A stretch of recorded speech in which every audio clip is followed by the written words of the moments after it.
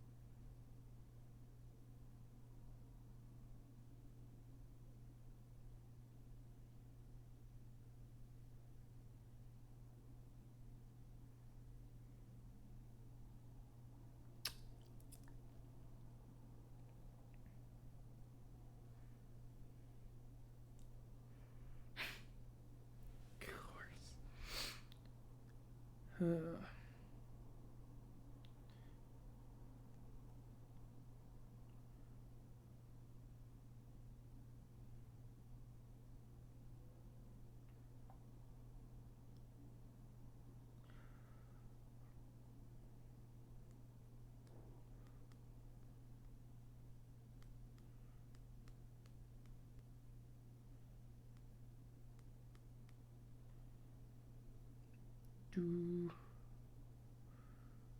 do do do do.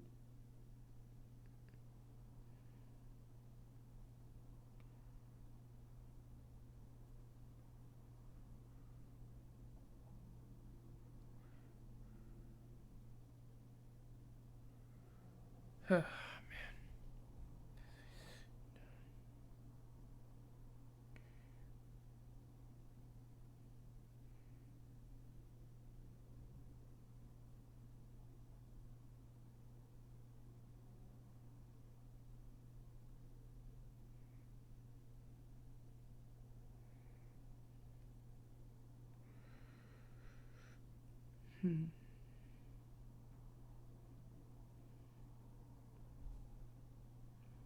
You know,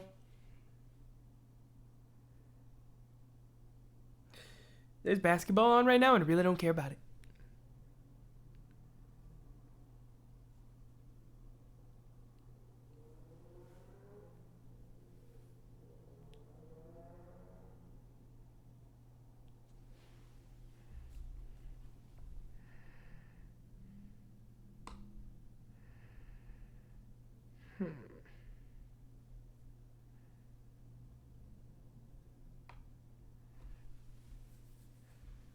Did Cody Bellinger just do a thing?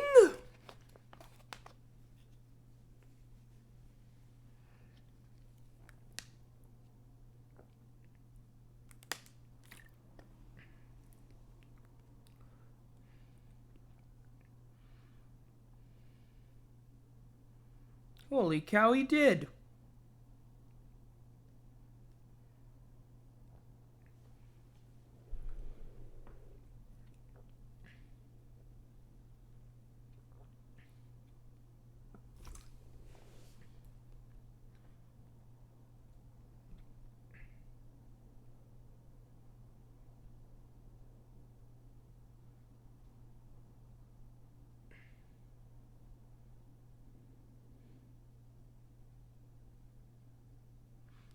We'll be starting in a few.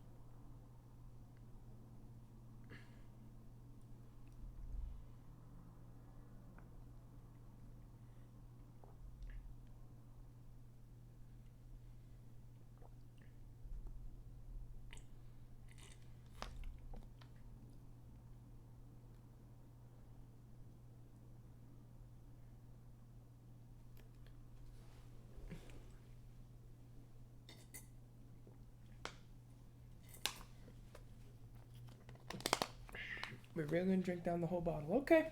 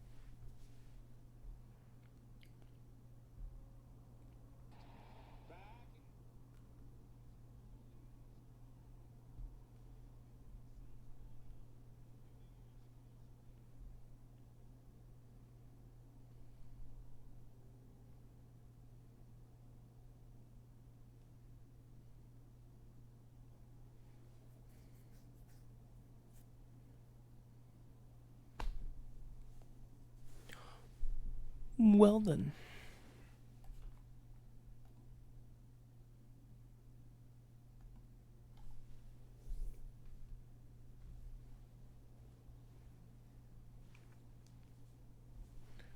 I think it's time we get this thing going. We'll probably be talking for about 45 minutes, and let's start it right now. Hello, ladies and gentlemen. Welcome to another episode of Goal to Go Live, the bi-weekly live podcast, which I've made bi-weekly because, frankly, I can't think of enough to say every week, so why not every other week, where we talk about not just the Saints and LSU, but also other things in the world of sports. You can tell that from the title. So I guess we start with LSU in Florida. Because after a disappointing performance against the University of Kentucky, LSU decided to murder Florida on the ground. Here was LSU's game plan in the second half. What if we just run halfback counter? So we did, 14 times in a row, and it worked. We came in with not even 500 rushing yards? And we came out with 321 rushing yards in the game.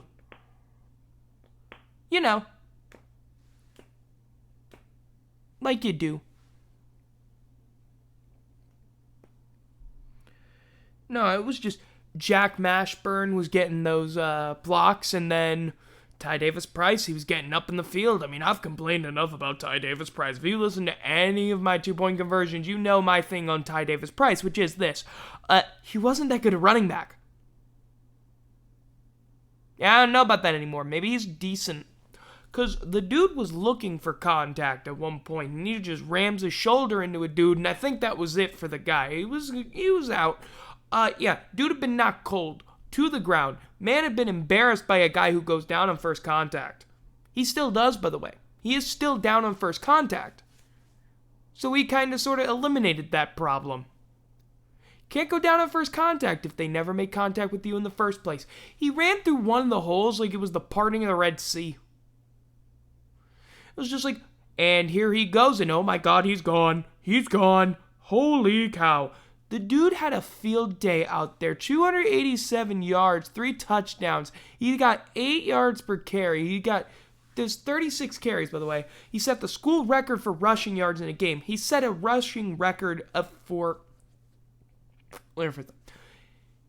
He had more yards rushing against Florida than any player had ever had by about 50. Herschel Walker had 238 against Florida in the 1980s. And Ty Davis-Price had nearly 50 more than that. What? How?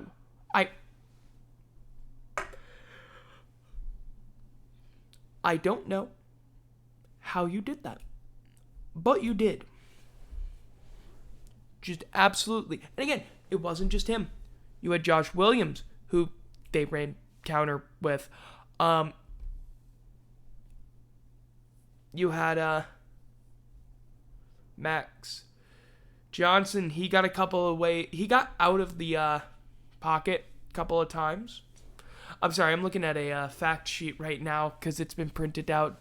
This may or may not be the quickie report that was found on the sideline. Anyway, yeah. No, Josh Williams, he actually, I think he broke off what was it? Yeah, it was a 24-yard run. And it was during that time where we were just spamming it down their throats. Because here's the thing about Todd Grantham. Todd Grantham ain't a good defensive coordinator. He's overpaid at least. This is a dude that calls a game emotionally. He doesn't call it... When he gets pissed off, when he gets angry, it's not good for him. Because he loses control. He does. And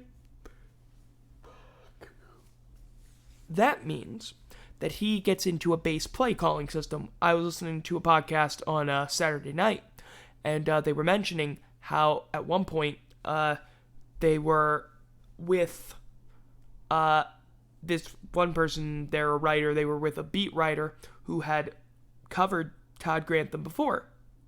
And the beat writer notices, oh my God, Todd Grantham's gotten angry and he's going to call the same 8 plays when he's angry, and then proceeded to call every single defensive play that Todd Grantham was going to run to perfection. Just because when you watch that much of Todd Grantham's defense, you pick up on things. And by the way, it doesn't help you, Florida, when you turn the ball over 4 times. And this isn't any more deep than I had mentioned on, Sunday morning. Hope you checked that out. But we just need to talk about maybe not throwing the ball 40 times for a team that... First of all, Anthony Richardson better be your QB. He better be your QB going forward. He's a better runner. He's got a nicer arm. Emory Jones just ain't it at quarterback. Emory Jones is going to hold your team back. Stop running this 2 QB system, Dan. It ain't working. You better pull him back. Look, Anthony Richardson was Let me think. What was the word? Good. Anthony Richardson was good. Let me pull up the stat sheet real quick. I'm holding it in my hand. Richardson had 167 yards. He threw 3 touchdowns. But he threw 2 picks. Emory Jones also threw 2 picks. But he had 161 yards and only 1 passing touchdown. Not to mention, Anthony Richardson had a rushing touchdown and a 2-point conversion rush. So overall, maybe Anthony Richardson, who is a guy that Gator fans have been clamoring for, maybe you should keep him in. Stop with the 2 QB bullshit. Just keep him in. You couldn't run the ball to save your lives, by the way. This is the team that came in 3rd best in rushing, only behind service academies, and somehow they couldn't run the ball. However, they haven't run the ball as well as you might think. Past 3 games now, they haven't cracked 200 rushing yards. Not good. Not good at all. But all in all, I just wanted to walk through that. And yeah, that's all I have to say about that. We play Ole Miss coming up, and Matt Corral's availability is in question. Will we have to face John Rice Plumlee again? Please, God, no. I don't need those memories. I know we won that game.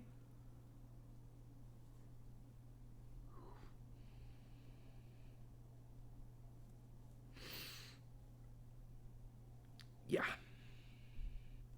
So, what next? Oh, yes, the Saints.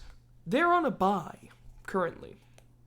And it's a longer one because, well, they don't play until Monday night.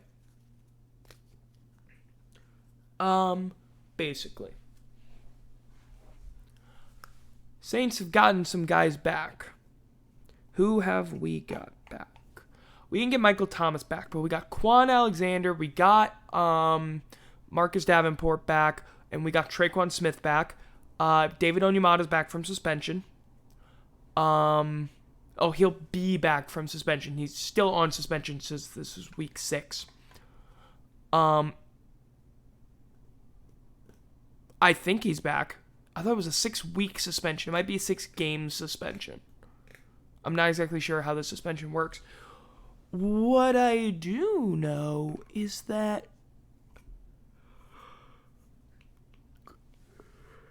we have not designated Michael Thomas to come back yet. And looks like we might not for a couple of weeks because he needs to practice. And Will Lutz, he's designated to come back. Good, we have our kicker. I don't know what to say about that, except I don't know who the Saints are right now. We're 3-2, and I don't even know how we did that. We haven't had any pressure on the quarterback, but we've also had 2 guys injured and a guy suspended that are really key to our attack. The Giants game was just a complete breakdown at the end of it. We looked like crap. The defense just completely fell apart.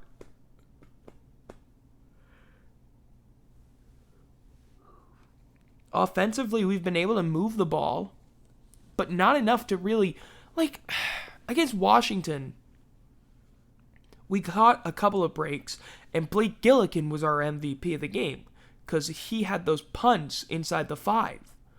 Those gave us a lot of help. Like the P.J. Williams interception, that's at the 36 because they're at the 3. So, it was really helpful. I'm trying to get through this thing because it's like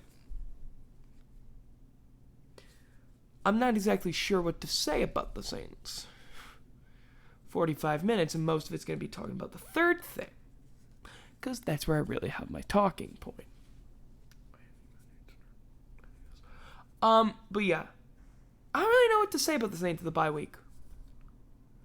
I guess we need to figure out some things. We're going to Seattle on Monday. I really don't know what to say yet about this team. We'll have to see what it looks like throughout the week. Who is going to be, good, who's not. Who's going to be back from injury.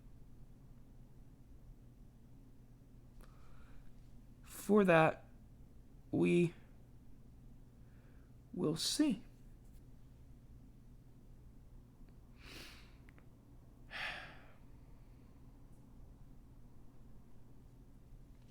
Anyway, I think it's time we talk about the primary topic of tonight's discussion.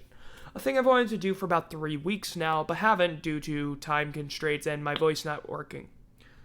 Ladies and gentlemen, a couple weeks ago, 3 weeks ago at this point, I had that interview with Doug Turfer from Max and Ben. It was a good time. Talked some interesting stuff about name, image, and likeness, and about sports gambling, and this, that, and the other thing. And that was okay and all. But I think I've read through enough for me to say that we really need to start thinking about shit. We need to stop thinking that sports gambling is making sense right now, because it ain't.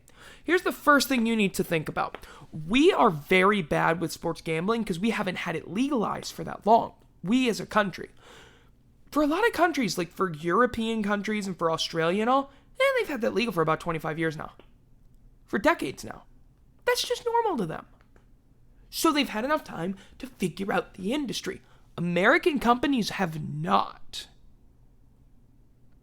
They just haven't. And gambling on American sports is different. And gambling in America is different because the laws just got created. And it's on a state-by-state basis. And it's really weird and stupid. So, where the heck does the industry go? Well, according to one article, a Wall Street model, which is the thing that you always want to hear. Because when I think of stability and good, I think of Wall Street. Specifically, in-game betting, micro betting, stuff tailored to the customer. Yeah. Now, let me just go through this article with you. This is in the Sports Business Journal. I like to read through articles and just talk through them with you, because frankly, that's how I think about things. So let's go. Thomas Halikius, founder, Drives Football, believes in-game micro sports betting will transform the way sports fans wager on games. But the former UBS managing director, he ran their structured equity desk, yes, UBS like the bank, says one aspect of the pending shift largely being overlooked is the synergies between micro and traditional sports betting that could enable sportsbook to execute in-game hedges, increase the size of their trading books, and improve their return on capital. As he explained, the current iterations of micro betting products often focus on rather binary events. Think run or pass on the next play, or multiple selection markets. Think result of an at-bat will be a single, double, triple, home run, or out.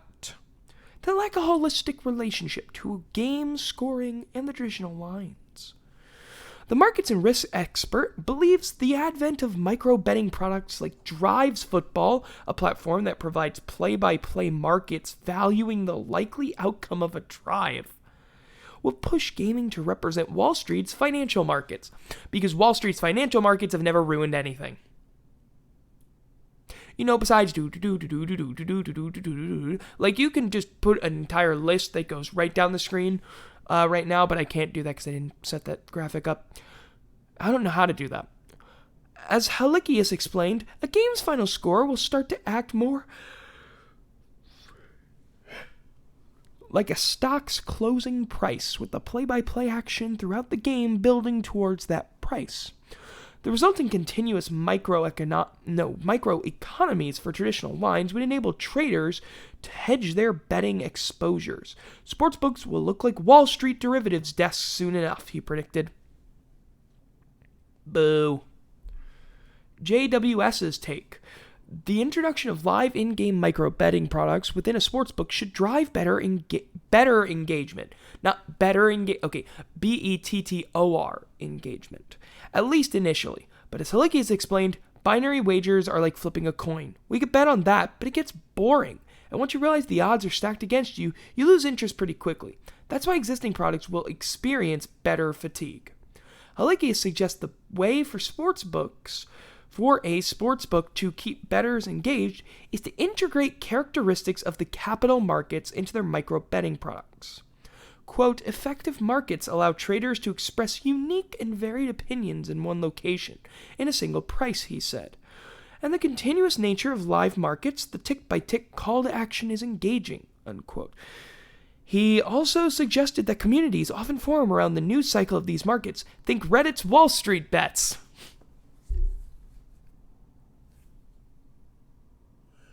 Bro, you really had to bring in Wall Street bets. Oh my god. Do you need a larger hive of collective idiocy? People like sharing their opinions, whether it's a stock's potential or a team's chance of scoring. The instant feedback from live markets makes it even better, he said. Drives Football incorporates these capital market tenets. Once a user buys or sells a drive, they find themselves constantly reassessing their position. Should they double down, hold or sell their option on every play of the drive? It is exactly the mentality that makes day trading compelling, Halicki has said. You never buy the bottom or sell the top. You're always second-guessing yourself. It should be noted that Drives Football, an early-stage company, is only currently offering a free-to-play product via its app. Halicki has noticed successful quant models require more than just historical data. They must incorporate market dynamics and psychology. Think the wisdom of the crowds to be successful. Our for-fun market data will influence our real money models. I'm scared when you mention psychology here. Casual sports bettors will need to embrace continuous forward-looking markets before books can use them to offset risk.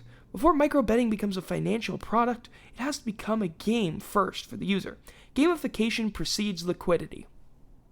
That's, of course, from Brew Srinivasan. He's a founder of NXT Score. Across the industry, I'm really good at reading things. The experience needs to feel like something Epic Games with Fortnite, Blizzard, or Electronic Arts produces. This will create enough trading volume to create markets. But Halicki has no doubt that once introduced, that will occur. Yeah, no shit. It is just classic business optimization. Are we really optimizing things here? I ran one of the street's largest derivatives desks and saw the derivatives market and requisite technology transform the financial markets. Now, everything is led by the derivatives markets, and the stocks actually just follow. The same will happen with sports gaming, he said. Of course, that does not necessarily mean Drives Football will end up being the consumer's micro-betting platform of choice. Of course it doesn't. Sorry, I'm checking. By the way, the top of the ninth upcoming.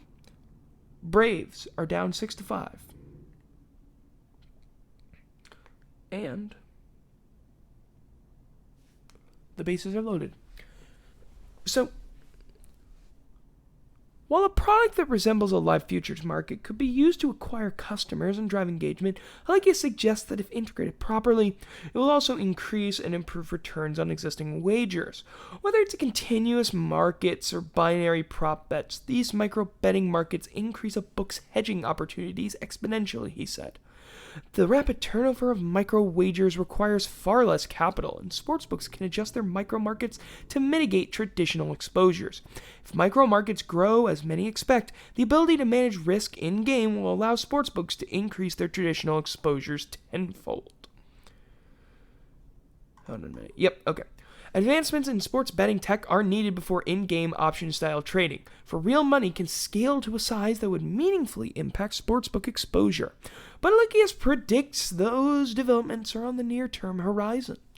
The evolution of the derivatives market transformed the capital markets, and its technology, crypto's DeFi markets, are redefining finance, and real-time gaming will require the same type of tech evolution for sportsbooks, he said. He predicted a future where stadiums will have microwave radio towers, like financial exchanges, sending video data almost instantaneously to the most sophisticated sportsbooks for high-powered analysis. What?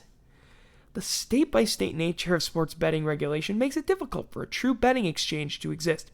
Halikius envisions the larger sportsbooks instead aggressively acquiring micro-betting flow as a workaround for those limitations. There is a network effect to trading volume, he said. The more flow you have, the larger you can trade. He foresees the biggest players acting as clearinghouses, think mini-exchanges, with peripheral operators becoming brokers that attract customers via their brand, content, or properties. Understanding how and why the financial markets evolved is informative to the future of sports gaming, Halikius concluded. The only plausible reason why sports betting would not evolve to look more like Wall Street's markets is if incumbent operators are resistant to innovation. That is not difficult to imagine. Established players like the status quo, even if it is in their best interests to optimize their books. So, what I'm reading from that, and what others have read from that, is basically you're doing something to try and hook people. What you're trying to do here is you are playing on gamblers. It just breaks me because it's like, no, don't do this. No. There was a concern that I raised with Doug Turfer in my interview. And that concern was a lack of care. One of the problems with gambling is, of course, the addictive nature of it. Gambling in and of itself preys on the human need for that kind of stuff. It's kind of dumb. We're kind of stupid, and we're so susceptible to gambling. Gambling just preys on innate human qualities that we cannot stop.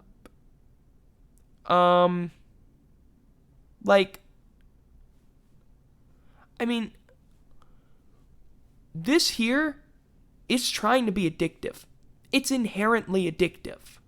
This is trying to get you hooked on something, and it's trying to sap you out of all the money that you can. See, this is the thing with the industry. This industry, the sportsbook industry, it feels like something where eventually it's going to run out of customers because not enough people are going to want to bet. Because not a lot of people want to bet. And they're just going to try and suck every customer they have dry. They're going to get them hooked on something. And they're going to bleed them for it. They're going to find ways so that it just looks like a little bit of money. This is a little bit of money we're putting down. And then it's just a little bit more, and a little bit more, and a little bit more. Until eventually, well, you've given away so much. So much more than you ever thought you would normally. Because instead of placing a single game bet, you placed it on a drive. But you did that over the course of the game. And oh my goodness, now you've actually spent 1.5 times more. Interesting, isn't it? I think it is. I think that this is horrible. By the way, another thing I've noticed. Y'all watch YouTube? Y'all know of Mark Rober? Did you see that video he made with the elephant toothpaste one, the more recent one? It was sponsored by DraftKings. DraftKings was throwing their money around like money wasn't shit to them in the month of September. There's a reason for that. Because they wanted to get their name out there. Their advertising budgets were stupidly high. And then they dropped off. Why did they drop off? It's unsustainable, and they thought they had everybody hooked. It's weird, isn't it? I don't think it's weird. No. Because here's the thing. This industry is so new. They have to deal with state lines. Even though they're online, they got to deal with state laws. That's what they got to deal with. And,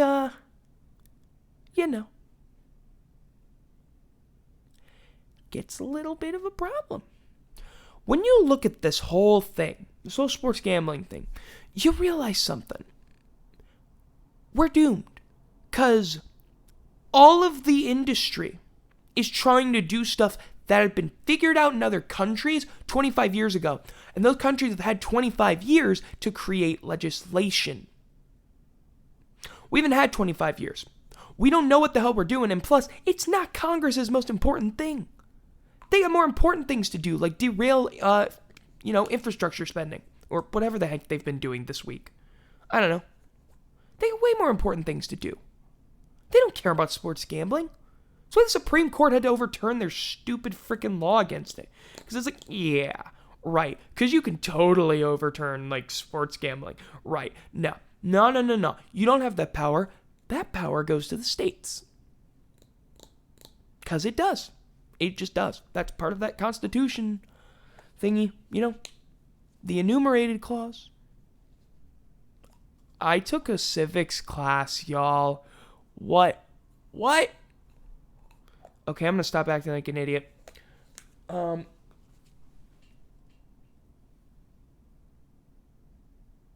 Yeah. My whole thing with gambling, sports gambling,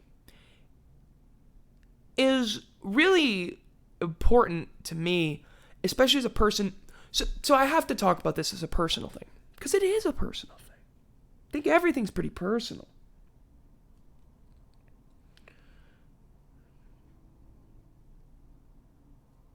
I take this and I look at this from my personal perspective. I am not 21. I can't gamble yet. But I turned 21 in December. And I also know that I am very susceptible to getting hooked on certain things. Gambling is something I'm very worried about. Okay? Especially sports gambling. Now, of course, I know I have control over myself because I wouldn't put money on things. Because I make the joke that and by the way, this isn't a joke, actually. This is a thing I might legitimately do. Just out of, lol. If I have the ability to, screw it. I will put exactly 50 cents on a random ass, A-Sun or America East basketball game. Okay, a very small wager. Why? Why not? That's my thing. Screw it. It's a Saturday night. I'll be good.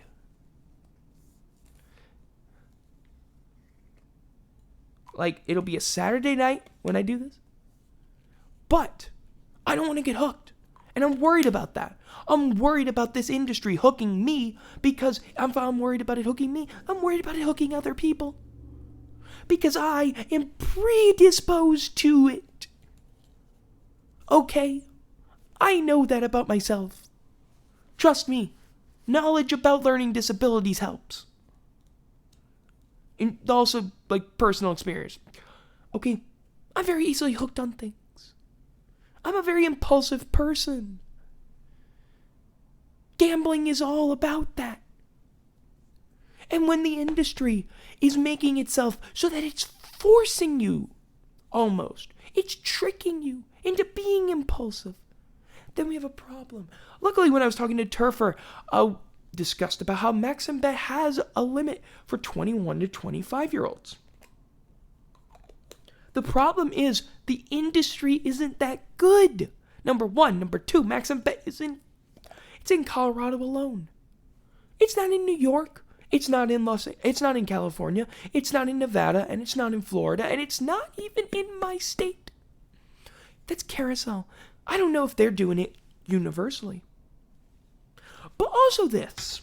If you're a gambling company in general, stop bleeding yourselves dry and just get more out. Try. Diversify your asset. Do what Maxim does. They're not just a gambling company. They're a brand that can do parties and merch and really stupid plastic stuff, because everyone can do stupid plastic stuff, believe me. Okay, you ain't got to worry about the stupid plastic stuff. That's a general rule. Yeah. be better. Don't spend also, by the way, if you're a freaking brand, don't spend $1 bajillion in advertising right now because you are not stable enough right now. You know why? This goddamn market is way too goddamn volatile for you to think that I can spend about $20 million in an advertising budget and then only bring in 16. You are currently at a time where we're looking at the dot-com bubble era, okay? That's what we're looking at. I'm not even joking. You people have made the comparison, and I can see it. You cannot, and I repeat, cannot spend so much damn money that you become financially volatile and then just belly up. Because you were doing fine when you were small. You can continue to be small and be successful. You need to keep yourself afloat. In fact, another thing. You probably won't even make profits for your first 2 years, 3 years, 4 years. It might take you a while to make a profit. Care about revenue generation. Care about customer acquisition. Care about making a good market, by the way. Don't make some bullshit like this. Because this motherfucker right here is coming from Wall Street. And frankly, I don't trust this guy for one bit. Because frankly, and I know this is a generalization, a lot of people from Wall Street are not exactly the most trustworthy and great people. They only care, it seems they only care about money. Money this, money that, money this, money that. How about the goddamn people? You care about them? Yeah, clearly don't seem like it. You're trying to sell financial markets as a product. You are so underregulated, it is sad. It is pathetic, and it is downright criminal. The things that goddamn Wall Street people can get away with. Oh boy, oh gee, if anybody normal tried to get away with the kind of crap they did, they'd throw us in prison. But because they're rich, they get to do it. Let's not even talk about the fact that they're just rich. Because, money gives you power, and powerful people don't go down. That's how things work. But at this point, to tie this back to the things, when you get the money, you have a lot of power. Don't abuse it to this end and create a system where you milk your customers to the bone. Because that ends badly. We've seen how every other industry does it. We've seen how pharmaceuticals do it. We've seen how the credit card industry does it. Don't be like them, you dipwits. I don't even know why I said dipwits. Don't be like that, you pieces of literal garbage. Because I don't want to call you pieces of literal garbage. I want you to be cool. I want you to be awesome. I want you to be fun. I want you to be fun. I want you to have fun. But you need to do so responsibly. There's a reason why you have to push that thing about gambling addiction. Why you need to have that. Because it's so damn prevalent. Gamble responsibly. Okay? Do that. Be responsible. And I know you're a company, so you can't be responsible. Because companies, aren't people. They have personhood, but they're not people. Corp, this is not a time to get into a discussion about a financial topic I do not have the expertise to talk about. But basically, acting responsibly is good. It'll get you goodwill, and it'll make you money. Because you can either suck yourselves dry, or you can diversify, become a really cool company that everybody wants to be associated with, and, make a ton of money. And be stable. So you can either suck them dry quickly and destabilize yourself, or you can do the right thing. Try and diversify. Don't go the Wall Street route. Because I can't bear to see you do that bull. Okay, Wall Street puns aren't funny anymore. When were they? Okay, pre-2008. I can see that. Well, I think that's going to do it for tonight. That's right, I've only been on for 35 minutes of talking. Because 10 minutes, yeah, wow, I spend literally a quarter of the time on here-ish. Just sitting here in silence. That's called a build-up to this. I hope you enjoyed this, person watching on YouTube or on Twitch. And if you did, why don't you share the news that I go on Twitch at 8 o'clock Central bi-weekly with your friends? Or if you want to Or if you would like to follow me on Twitter, you can do that too.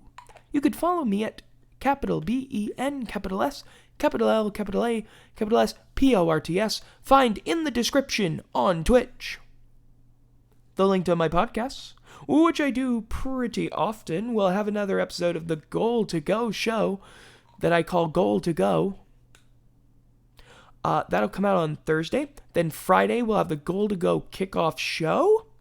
Then you'll have a 2-point conversion on Sunday and a 2-point conversion on Tuesday. As Monday, the Saints do not play. I'm sorry, Sunday, the Saints don't play. Tuesday, the day after the Monday night Saints game. I hope we win. It would be cool. But yeah, that's going to do it for me.